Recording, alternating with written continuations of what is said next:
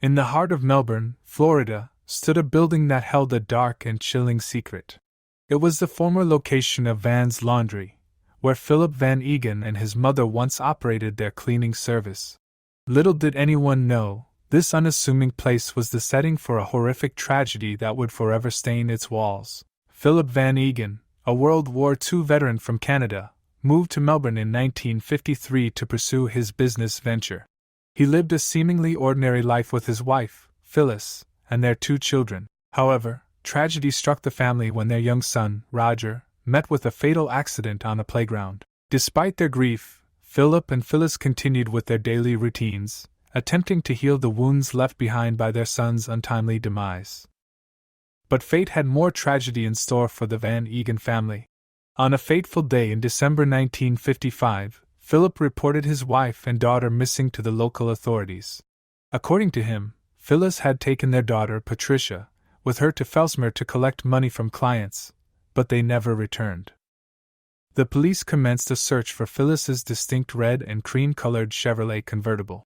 It didn't take long for them to discover the vehicle parked across the street from a funeral home, near the intersection of US 1 and Palmetto Avenue. As they approached the car, a grim scene unfolded before their eyes. Phyllis's lifeless body wrapped in a blanket, her skull brutally fractured in 3 places. The trunk held an even more horrifying sight, the limp body of their 7-year-old daughter, Patricia. Bloodstains inside the cleaners and on Philip's shoes linked him to the gruesome murders. The authorities found a hatchet, an axe head, and a dented golf club nearby, further raising suspicions. Philip was taken into custody and subjected to intense interrogation at City Hall. After 10 hours of questioning, he expressed his willingness to confess to the crimes if that's what the detectives desired.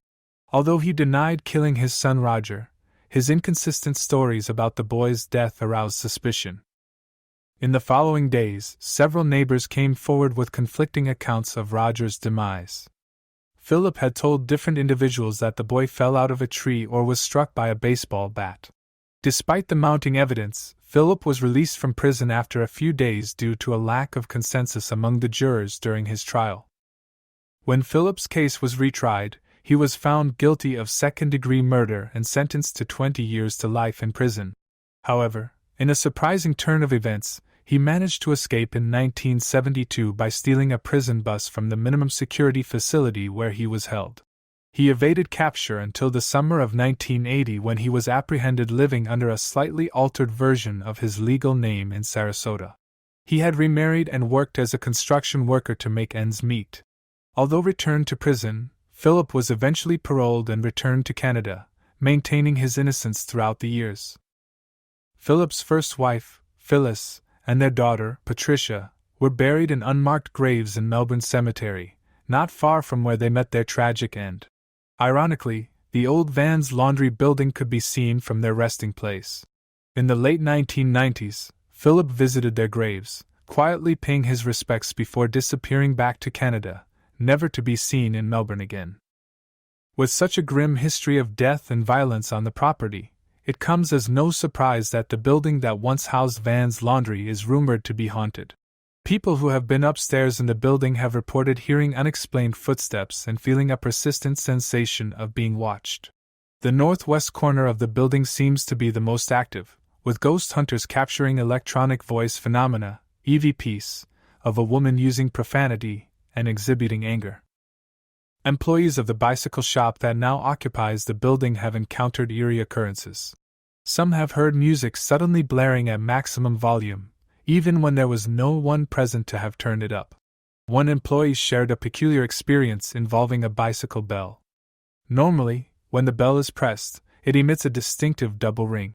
However, on this occasion, it rang only once, despite no one being near the bell or even inside the shop. The bell has continued to mysteriously ring on subsequent occasions, leaving the staff perplexed and unsettled. The ghostly presence that lingers within the old Van's Laundry building serves as a constant reminder of the tragic events that unfolded there. The tormented spirits of Phyllis and Patricia Van Eeghen, and the lingering questions surrounding their deaths, continue to haunt the place, leaving its visitors with a sense of unease and an indelible mark on the history of Melbourne, Florida. Please like the video and be sure to subscribe to our YouTube channel for daily ghost stories. You can find our Southern Ghost Stories books over at Amazon as well as Barnes & Noble. Also, is there a local ghost story near you that you would like to see us dig into and do a story on? Please leave us a comment.